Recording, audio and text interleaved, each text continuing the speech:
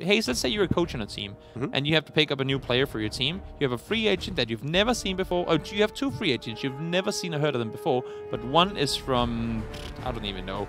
Let's say one is from Germany, one is from Finland. Who would you automatically think, like without knowing anything, who would you think was the better player? Probably the Finnish player, yeah, right? Yeah. Just because that we associate the Finnish with being the good fraggers and the grinders, the ones that really commit themselves to it. Not saying that German players aren't good.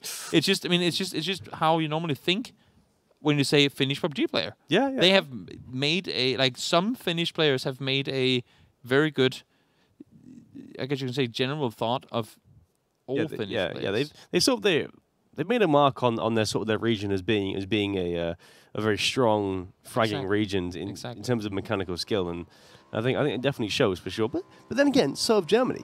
Oh yeah, I mean it was a tough example to set those two up against each other. That's why I was like, ooh, I don't know. but what I wanted to say with it is, you impact a lot more than what you might think. So when you have these tournaments and you have the availability to go out and practice and prepare yourself, do it.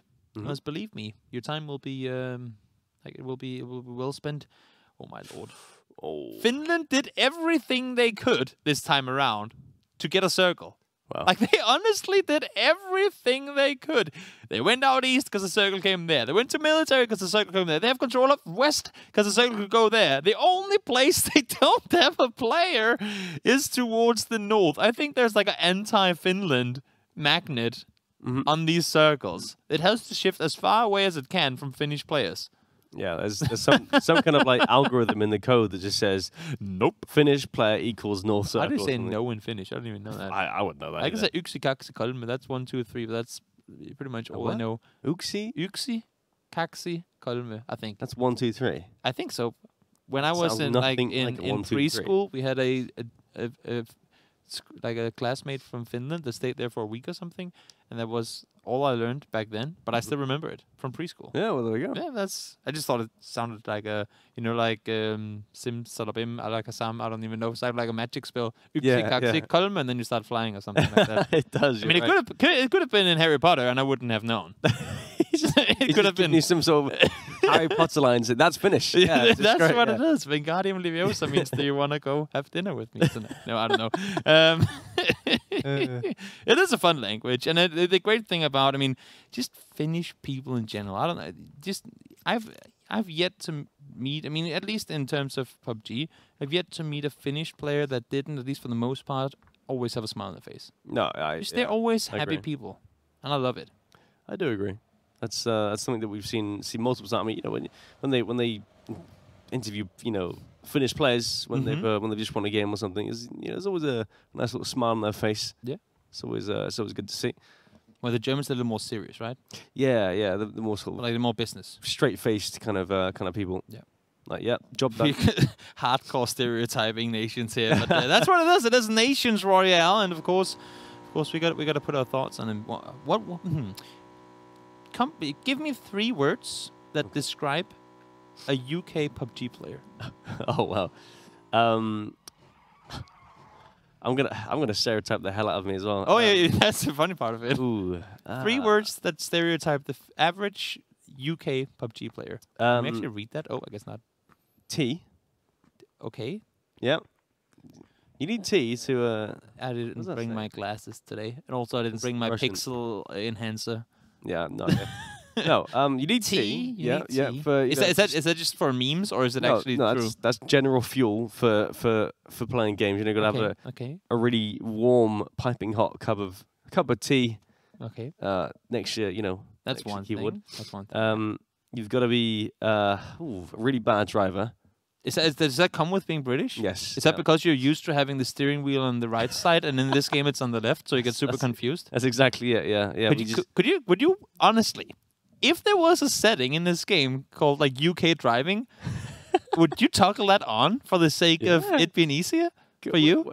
So you had the wheel on the right side, of course, or like the steering wheel on my side every time. No, honestly though, would you? Would it make it easier for you in game? It wouldn't make it easier, no. No, it wouldn't. Okay, I'm just curious. No. I'm just curious. I've never thought of that. That you drive. I mean, obviously your cars are a little inverted in that sense. Yeah. But whether you would actually want to have that in games too or not? Nah. I mean, it'd be cool to have, you know. I don't know. I mean, there's color blindness mode, and you have all these different settings that you can have in the game. So why not British have mode? Like you can have some games you can have the gun in the left hand or the right hand. So why not have British driving mode? Yeah, that could work. Then you'd steer the bike from the wagon as well. Exactly. Yeah, that's true. Sit in the wagon and steer it. Imagine. Kind of strange. That would be kind of strange. Yeah. That was 2 though. That was 2 bad driving and T. What's the third? Oh, honestly, I'm not even sure. Something that defines all pro PUBG players from the UK, other than T and bad driving. I mean, it's got to be. You can be nice. It doesn't have to be meme stuff. You can be honest and say something nice. That's the thing. Like, there's nothing that really differentiates them from other players. Okay, they're good blending in, maybe. I feel. I don't know. No. I'm just asking. No, yeah, no. It's you have a chance here to give a huge shout out to your region, and so far you've only said T and bad driving. It's not exactly compliments. Well, no, but it's the T is a compliment because it's good tea. So. Oh, yeah, I guess so. Actually, oh great. Sorry. So taste this water. God damn it. I knew you say that. What's Tabu doing though? Oh, he's chilling. He's not in a hurry. Well, I don't even know where he is. He's just knocked himself. So yeah, I saw that, but I have no idea where he is. I don't know either. Where is he? Oh, he's up in Kameshki. Oh, yeah. South of Kameshki. There he is. Then there was a bike involved. Oh, 3. Then the question is, was it really his fault, or is it Krisuka trying to remove the evidence real quickly before the cameraman comes over and says hello? Unfortunately, it was too slow. Oh, look at this for Germany. Kovo finds an OWM. Marco finds himself an M249, and I don't know what the third weapon was. Here, Bank, are you going to pick up anything? I think like he has an M4 in there, but I think we're going to leave it. Oh, okay. There's still no finished players inside the circle. I mean, they did make... Oh, okay, I'm excited to see the next circle shift. Just off of what happened last game. Oh, but true. They did make a hell of a push in Circle 3 last game. Like, they spent the most of Circle 2 to try and position themselves, and then Circle 3, they just sent it. And looking at how they're positioned now, the majority of the players, not outside the circle, but in order for them all to be in, they would have to stick something like... They'd probably have to put 15 players inside of the gas station. So I could imagine them wanting to just crash center when the next circle shifts and just come from each side and go like full sandwich. Or at least try to. Yeah, no, I think the idea between where Rustam was coming from, just up on the north of Stalber, it's just to get some sort of information and angles whilst the sort of the main group kind of distract and kind of pull Germany's attention, which is what they're kind of doing in a sense. You see. Everyone's kind of running towards where the main part of Finland is, and I'm curious to see what the northern squad's plan is really. I think their task now that they're all inside the circle is to wait for the next circle to pop. They could go down and take what some like to call face compound just east of where you see the gas station here with the over there exactly. I think you can see that's exactly where they're scouting towards right now. If they can get that. Alongside, they're actually rotating further north. You can see Germany's trying to cut them off. Germany's trying to cut them off. They're sending it full speed forward in towards the warehouse. They must have read that there was a low amount of players there, and now they're committed to it. This is massive. Vasu, first one in. In fact, actually, no, there's loads more in. Pull-up comes from behind. All the Finnish players from the northern side are pushing in towards it, too. They might actually be able to get them from behind here as well. This is going to be a very even fight, and it could go either way. Yeah, exactly. They've pretty much taken full control of the warehouse.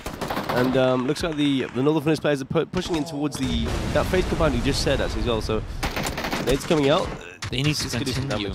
They need Mise, Rust, and all those guys in the north. They have to continue forward. They need to come help because right now it has Germany all over the kill feed. Yeah, 100%. It's just a pure sort of.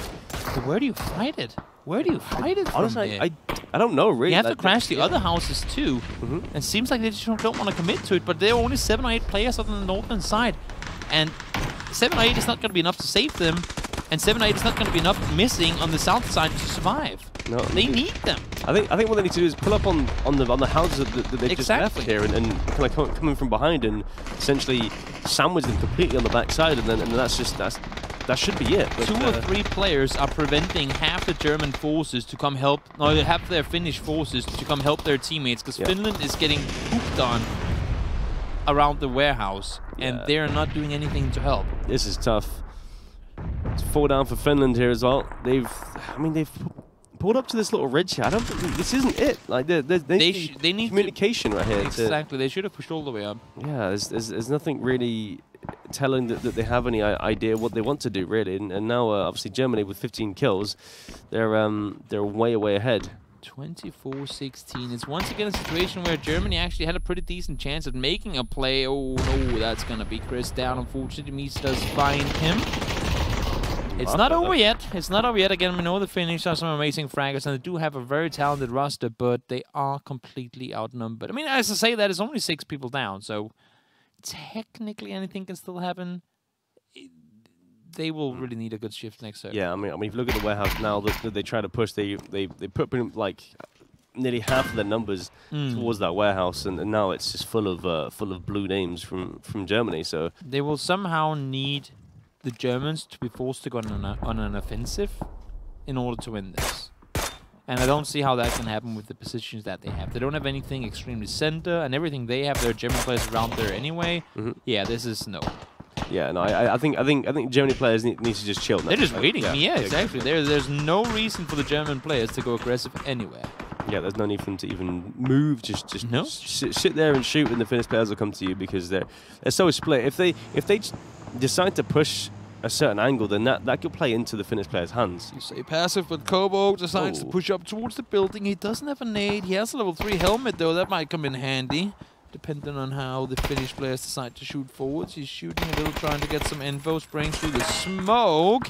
Now shots are being fired back towards him, almost shooting his teammate there. Yep. Memo finds himself a double on towards Page and Pelsic. Good job by him, and that should be pretty much the entire building cleared out. Yeah, solid stuff. There is a few not players up top, but apart from that, it's there's only one player up there actually. Memo did something. Wow. He did die last game and lost the compound in a game that then, I guess, in the end didn't really matter. But made sure to turn it around when it really mattered. Rax able to find one more. Finland falling apart. Yeah, literally, it's now 8-21 in favor of Germany, and this. It just looks like an absolute landslide, you know? I really like the initial idea from Finland to push up to that warehouse, because they had all the players committed 100% from Germany, excuse me, to look over on that side. And they even left the houses up on the northeastern side of the warehouse, but they just didn't have to push from behind to help really kind of pin them in.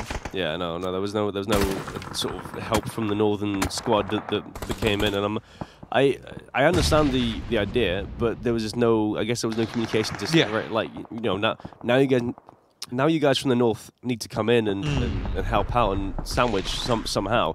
There was just nothing there, and they just kind of stopped, and then I don't know, just stopped at the gas station at north. Yeah. And that's what I really like to see when we see a team like Turkey play, because Turkey is one of the few teams that maintains these splits.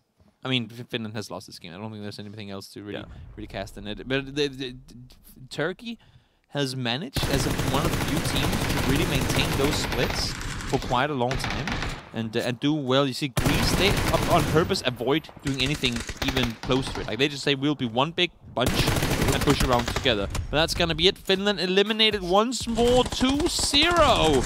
Germany, that's going to be a bit of a tough one.